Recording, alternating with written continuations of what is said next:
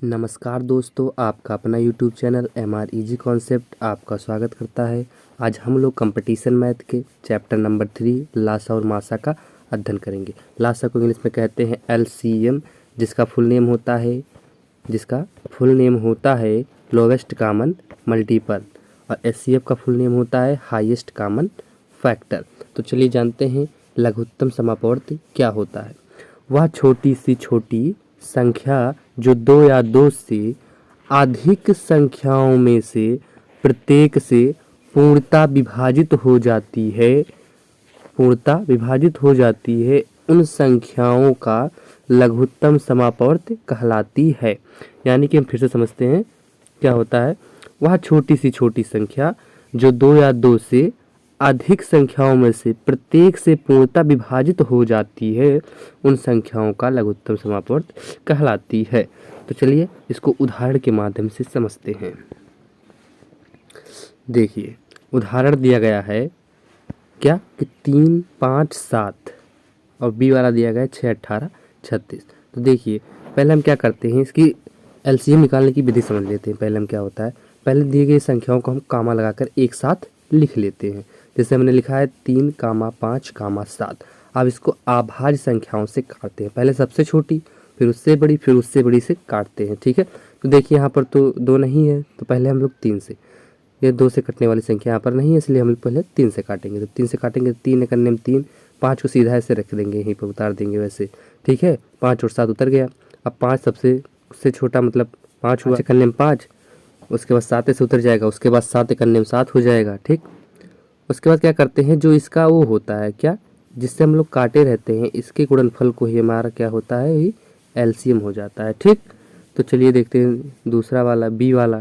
उसके बाद 6, 18, 36 से लिख दिया। उसके बाद यहाँ पर हम क्या करेंगे, पहले सबसे छोटी अभाज्य संख्या से काटेंगे। 2 से देखते हैं कटता है कि नहीं। 2 से कट रहा है, 2 3 6, 2 9 18, 2 18 36।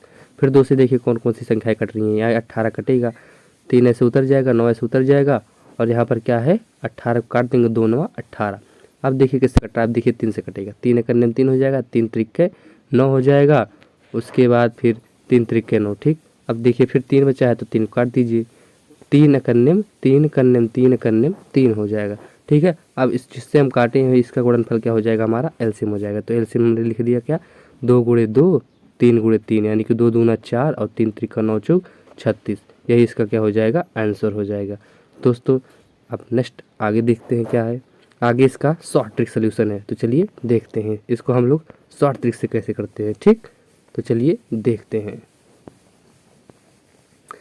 देखिए शॉर्ट ट्रिक LCM, हम लोग शॉर्ट ट्रिक से LCM कैसे निकालेंगे। तो देखिए यही था ना, यही था 3, 5, 7। तो देखिए यहाँ पर क्या है कि यहाँ पर 3, 5, 7 ये क्या है, अभाज्य संख्या है।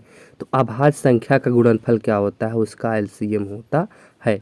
अभाज्य संख्या का गुणनफल उसका LCM होता है। ठीक, उसके यहाँ पर देखिए लिखा है 6, 18, 36 दूसरा वाला था। देखिए 6, 18 और 36 एक दूसरे के क्या है, गुणज हैं। तो यहाँ पर यदि संख्या एक दूसरे के गुणज होते हैं तो बड़ी संख्या उसकी LCM होती है। तो बड़ी संख्या यानी कि 36 से ही हो जाएगी LCM। ठीक, तो चलिए नेक्स्ट आगे चलते हैं। आगे क्या है उसको देखते हैं, समझते हैं। आगे है महत्तम समापवर्त, जिसको कहते हैं HCF, महत्तम समापवर्त HCF है। इसको समझते हैं क्या होता है। दो या दो से अधिक संख्याओं का मासा वह अधिकतम संख्या होती है जो दी गई सभी संख्याओं को पूर्णतः विभाजित करती है। ठीक, क्या करती है, पूर्णतः विभाजित करती है। तो चलिए इसको भी हम उदाहरण के माध्यम से समझते हैं। तो उदाहरण इसका क्या है, 18, 36, 45।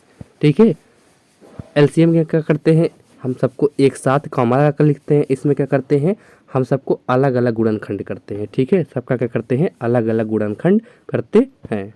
ठीक, सबका अलग अलग गुणनखंड करते हैं। तो पहले हमने लिखा 18, तो 2 से काटिए। देखिए अभाज्य संख्या 2 से काटिए, 2 9 18, अब 3 त्रिका 9 और 3 करने में 3, ये कट गया। अब 36 को 2 9 18, अरे 2 18 36 और 2 9 18 और 3 त्रिका 9 और 3 करने में 3, ये कैंसिल। इसको देखिए 2 से कटेगा नहीं।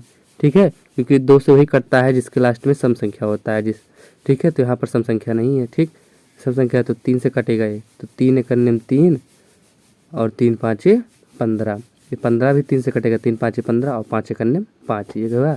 इसमें क्या होता है, एचसीएफ निकालने के लिए हमको पेयर बनाना होता है, तो इसके हम पहले गुणनखंडों को यहाँ पर लिख देंगे। तो 18 गुणनखंड था 2 गुणे 3 गुणे 3 और 36 का था 2 गुणे 2 गुणे, तो हमने यहाँ पर दो जो कॉमन है उसको उसके ही नीचे लिख दिया, तो 3 गुणे 3 और गुणे 2 और 45 देखो 3 गुणे 3 गुणे 5, तो इसमें देखो 3 3 का पेयर बन रहा है, 3 3 का पेयर बन रहा है। तो इसी पेयर को हम क्या करेंगे, एक साथ लिख देंगे। ठीक है, 3 3 का पेयर बन रहा है, तो इस पेयर को हम सब एक साथ लिखकर इसका गुणा करा लेते हैं। ठीक है, तो देखिए हमने इसको एक साथ लिखा, तो एचसीएफ यही होता है, 3 गुणे 3 क्या हो जाएगा 9, यानी कि इसका एचसीएफ क्या हो जाएगा, ये हो जाएगा। ठीक, और दूसरा भी इसी प्रकार से है, तो चलिए उसको दूसरे को भी देख लेते हैं इसी प्रकार से सेम। ठीक, क्या करते हैं, इसको अलग अलग लिख देते हैं। जैसे हमने 28 को अलग लिख दिया, 42 को अलग लिख दिया, उसके बाद 98 को अलग लिख दिया, उसका गुणनखंड कर लेते हैं। तो 2 से काटिए, देखिए सम संख्या है, सब 2 से कटेंगे, तो 2 का नियम 2, 2 चौके 8 कैंसिल, 2 साते 14, 7 का नियम 7 कैंसिल हुआ। ठीक, उसके बाद आता है 42, 2 दूना 4, 2 का नियम 2, अब इस 21 को 3 से काटिए, 3 सात 21, 7 का नियम 7, ये भी कैंसिल हुआ। अब ये देखिए 8 है तो ये भी 2 से कटेगा, 2 चौके 8, 1 दिया 18 हो गया, 2 नंबर 18, अब 49 किससे कटेगा 7, 7 सत्ते 49 और 7 का नियम 7, ये भी कैंसिल हुआ। अब क्या करेंगे, इसके गुणनखंडों को ऐसे लिखेंगे उसके सामने, उसके बाद उसका देखेंगे कौन कौन सी संख्या पेयर बना रही हैं। तो देखिए 28 गुणनखंड था 2 गुणे 2 गुणे 7 और 42 का था 2 गुणे 3 गुणे 7 और 98 का था 2 गुणे 7 गुणे 7। देखिए 2 2 तीनों में पेयर है और 7 तीनों में पेयर है, तो इन दोनों को एक साथ लेकर इसको गुणा करा देंगे, वही हमारा क्या हो जाएगा, एचसीएफ हो जाएगा। तो चलिए देखते हैं आगे। तो हमने देखिए क्या किया है, यहाँ पर 2 गुणे 7, 7 दूनी 14, यही क्या हो जाएगा, एचसीएफ हो जाएगा। तो इसको चलते हैं, एक और विधि है भाग विधि के द्वारा इसको समझते हैं, भाग विधि के द्वारा कैसे इसको सॉल्व करते हैं। ठीक है, क्या था 18 36 45 था, तो हम क्या करेंगे, इसको भाग विधि द्वारा समझेंगे। तो 18 का हम भाग देंगे 36 में, 18 का भाग देंगे 36 में पहले, तो 18 का 36 में भाग देंगे, तो 18 दूनी 36, देखिए कैंसिल हो गया, तो 18 यहाँ पर है ना, तो 18 को फिर से हम देंगे 45 में, तो 45 में देंगे तो 18 दूनी 36, 18 भाग तो देना आप लोग समझते हैं कि ये बीच वाली संख्या होते हैं, तो हम टेबल पढ़ते हैं इससे ज़्यादा ना हो, तो 18 के 18 18 दूनी 36, 18 3 54, तो 3 बार ज़्यादा हो जा रहा है, तो हम 2 बार लेकर जाएंगे, तो 18 दूनी 36, तो 36 यहाँ लिख देंगे। अब देखिए इसको माइनस करिए, तो 15 से 6 जाएगा 9 हो जाएगा, और 3 1 3 3 3 क्या हो जाएगा, कैंसिल हो जाएगा। ठीक, 3 3 क्या हो जाएगा, कैंसिल हो जाएगा।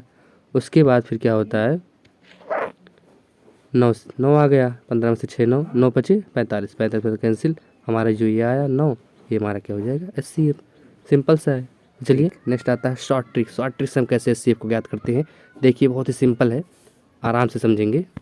शॉर्ट ट्रिक एचसीएफ देखिए दिया है 18 36 45, तो क्या है 18 36 45, पहले इसको हम बहुत ही आराम से देखिए क्या होता है। पहले हम दो छोटी संख्या है इसमें से देखिए, इसका पहले हम डिफरेंस निकाल लेंगे, तो 18 और 36 का डिफरेंस क्या हो जाएगा, 18 हो जाएगा। अब ये या तो 18 से ये पूर्णतः डिवाइड होता है तो वही उसका एचसीएफ होगा, नहीं तो उसी का कोई गुणा जिसका क्या होगा, एचसीएफ होगा। तो 18 से देखिए 18 करने में 18 ये तो हो जा रहा है डिवाइड, 18 दूनी 36 ये भी हो जा रहा है, लेकिन 18 से 45 डिवाइड नहीं होगा, 18 से 45 डिवाइड नहीं होगा, तो क्या होगा, इसका गुणज क्या हो जाता है 9, तो 9 दूनी 18 और 9 चौके 36, 9 पचे 45, यानी कि 9 इसका क्या हो जाएगा, एचसीएफ हो जाएगा। ठीक, अब देखिए यहाँ पर है 6 18 36, तो 6 18 36 को हम देखते हैं कैसे, इसको एकदम शॉर्ट ट्रिक से हम समझाते हैं आप लोगों को।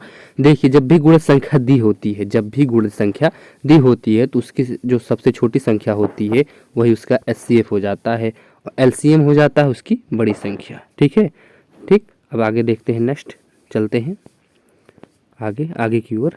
आगे क्या है, आगे है कुछ महत्वपूर्ण सूत्र, क्या है, कुछ महत्वपूर्ण तथ्य हैं, यो सूत्र है। तो महत्वपूर्ण तथ्य क्या कह रहा है, यदि किन्हीं संख्याओं में कोई उभयनिष्ठ गुणनखंड ना हो तो उनका मासा 1, ठीक है, उनका मासा 1 और लासा गुणनफल होता है। तो मैंने आपको ये पहले बता दिया है, फिर भी समझ लीजिए, आगे चलिए देखते हैं। ठीक, जैसे क्या है उसका उदाहरण, उदाहरण है 3, 5, 7, यानी कि इसमें कोई भय नष्ट नहीं है। तो यहाँ पर इसका एचसीएफ हो जाएगा 1, इसका एचसीएफ क्या हो जाएगा 1, और इसका जो एलसीएम हो जाएगा इसका गुणनखंड हो जाएगा, यानी कि 105। ठीक है, नेक्स्ट आगे चलते हैं। क्या है आगे है, कुछ सूत्र हैं। ठीक है, महत्वपूर्ण सूत्र है, एलसीएम और एचसीएफ के महत्वपूर्ण सूत्र। ठीक है, तो इसको समझते हैं, एलसीएम और एचसीएफ के सूत्र को। तो भिन्नों का लासा बराबर, अगर जो भिन्नों का लासा निकालना है तो उसका सूत्र क्या होगा, अंशों का लासा बटे हरों का मासा। ठीक है, हम आपको इस पर सवाल कराएंगे अगले नेक्स्ट वीडियो में। ठीक है, अब आगे चलते हैं। क्या है आगे है, भिन्नों का मासा बराबर क्या होता है, तो होता है भिन्नों का मासा बराबर, भिन्नों का मासा बराबर होता है, क्या होता है, अंशों का मासा बटे हरों का लासा। ठीक, सिंपल। अब नेक्स्ट चलते हैं, आगे क्या है, नेक्स्ट क्या है, देखिए नेक्स्ट भी एक फार्मूला है। क्या है, पहली संख्या गुणे दूसरी संख्या बराबर लासा गुणे मासा। तो दोस्तों वीडियो पसंद आई है तो चैनल को सब्सक्राइब करें और वीडियो को लाइक करें, शेयर करें, कमेंट करें। धन्यवाद।